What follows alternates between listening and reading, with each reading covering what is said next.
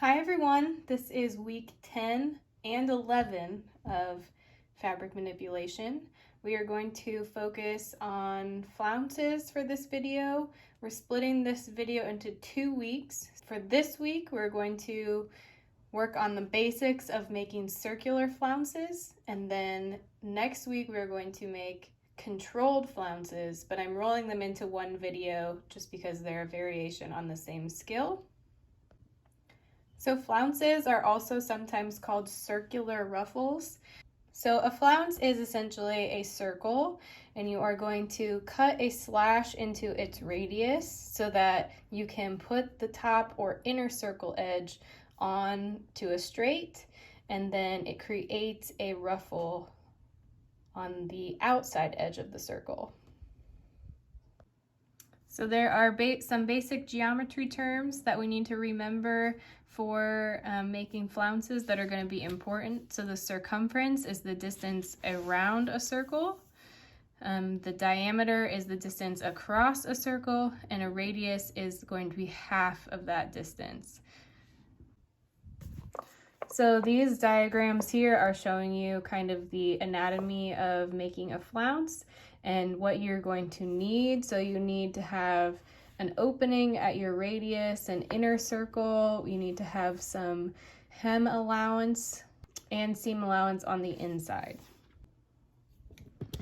And here you will notice that the flounce depth, as it increases, is going to change the amount of fullness you're going to have at the hem. So the longer it is, the fuller it's going to be because there's more space on the outside edge of your circle.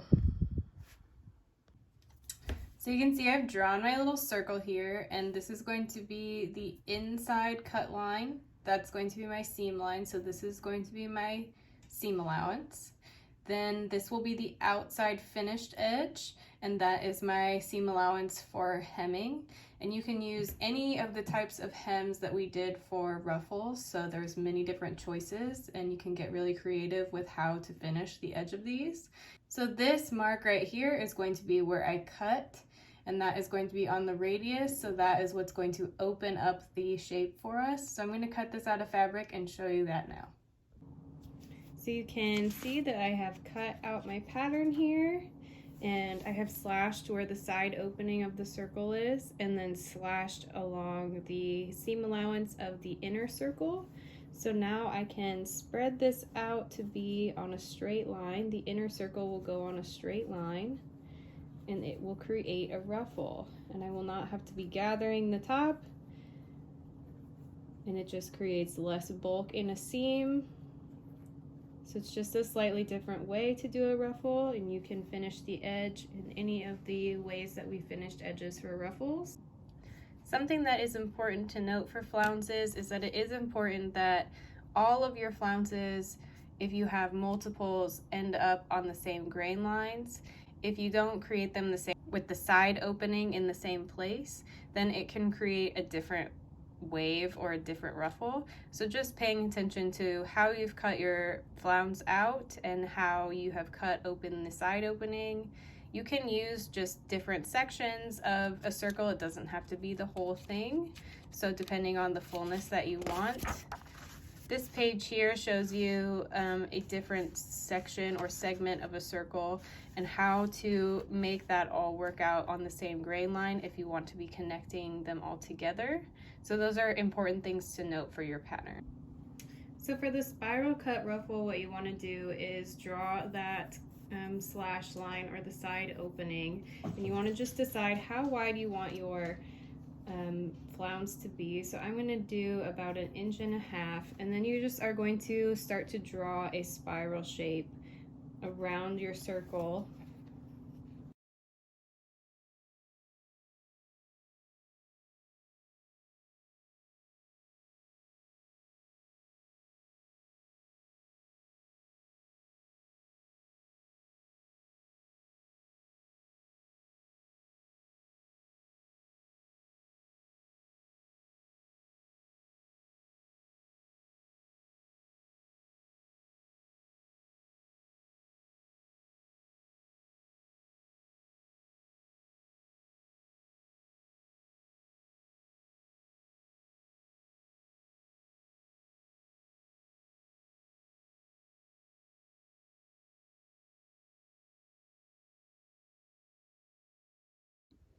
So now you can see I have cut my spiral out and I've cut off the extra bit here in the center circle. So once I stretch this out, once it's stretched out, you can see that it's a ruffle, and you can see that when you're on the wider part of the circle or the larger circumference, you're going to have less of a ruffle, and as you get smaller, it's going to be more ruffled.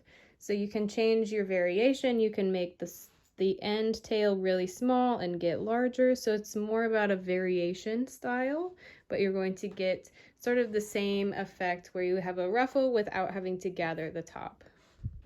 They're also really beautiful if you put them vertically and let the ruffle fall back and forth. It can look like a lot like a plant vine or a leaf. It's really lovely.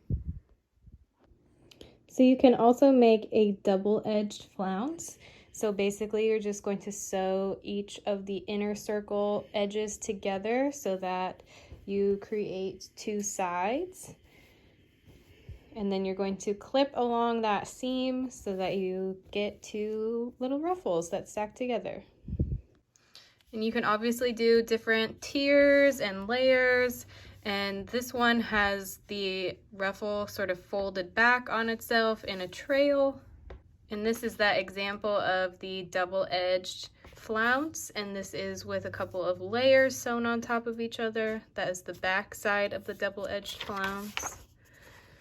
And this one you can see again, just the fold back and forth of the flounce makes a really beautiful shape, and just stacked up next to each other, and all of the different ways that you can use the flounces to make your design. So that is all of the basics of flounces and everything we're going to worry about for week 10. Now I'm going to move on to week 11, so keep this all in your mind for the next week. Week 11 is going to be about controlled flounces.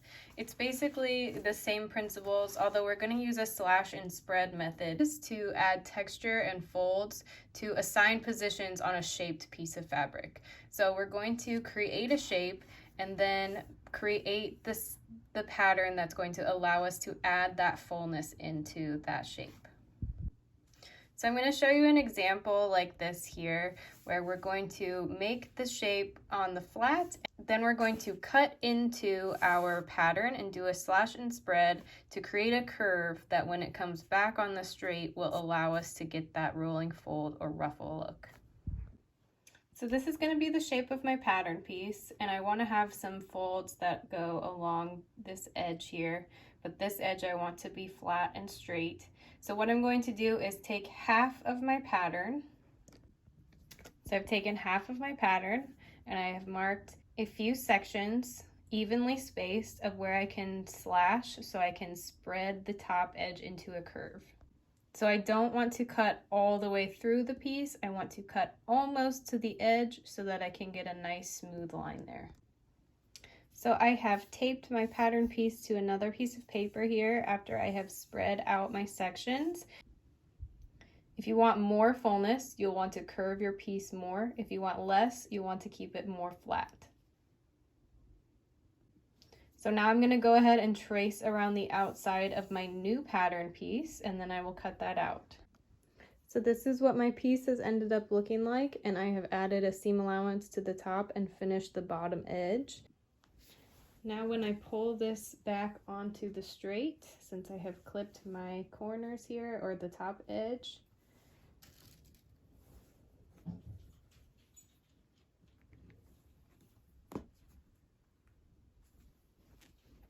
now it is going to create the original shape with some fullness added in.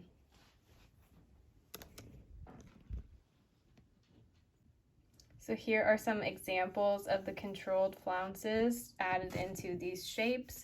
So you can see that they have created a shape that's curved much more and then brought it back, and that creates the fullness. And the example of this one, which seems really difficult because the curves are very severe, is in the book right here. So it's just going to show you an option of how to do that. And this option here, they've added a little shaped tuck to the top of that just to add some extra interest. So mixing and matching the different skills that we've learned.